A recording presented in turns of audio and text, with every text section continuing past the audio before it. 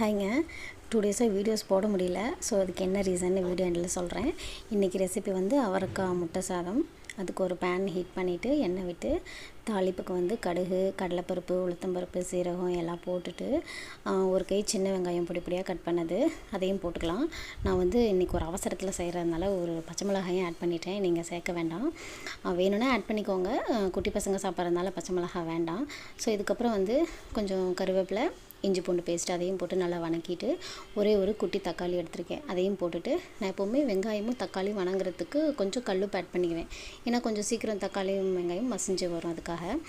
அதுக்கப்புறம் வந்து பொடி பொடியாக கட் பண்ண அவரைக்காயும் போட்டுக்கலாம். அதை நல்லா கிளறி விட்டுட்டு தண்ணி விட்டுக்கிட்டு அவரைக்காய் வேகிறதுக்காக தண்ணி விட்டு ஒரு 5 மினிட்ஸ் க்ளோஸ் பண்ணி வச்சிடலாம். 5 நிமிஷம் எடுத்து பார்த்தா கொஞ்சம் நல்லா சாஃப்டாக வெந்து வந்திருக்கும். இதுக்கப்புறம் வந்து ஸ்பைசஸ் ஆட் பண்ணிக்கலாம். கொஞ்சம் மட்டன் மசால், வரமிளகாத்தூள், மஞ்சத்தூள் இதெல்லாத்தையும் ஆட் பண்ணிவிட்டு இந்த மசாலுக்கு தேவையான உப்பையும் ஆட் பண்ணிக்கலாம். மட்டன் மசாலா காரம் ஏற்கனவே கொஞ்சம் அதிகமாகவே இருக்கும், அதனால் பார்த்து ஆட் பண்ணிக்கோங்க.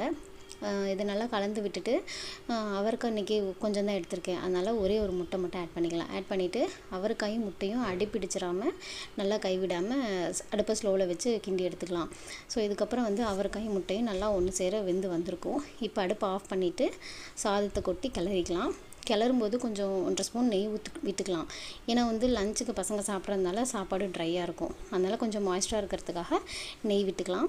கொஞ்சம் வந்து பெப்பரும் போட்டுக்கலாம்.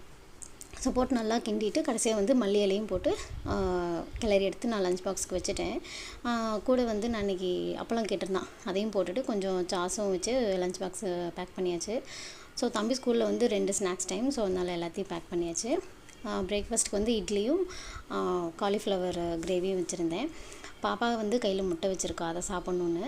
நான் வந்து இட்லி ஊட்டிட்டேன்னு வேண்டான்ட்டா. ஸோ நான் வீடியோ வந்து போடாததுக்கு காரணம் என் குட்டி பொண்ணு தான்.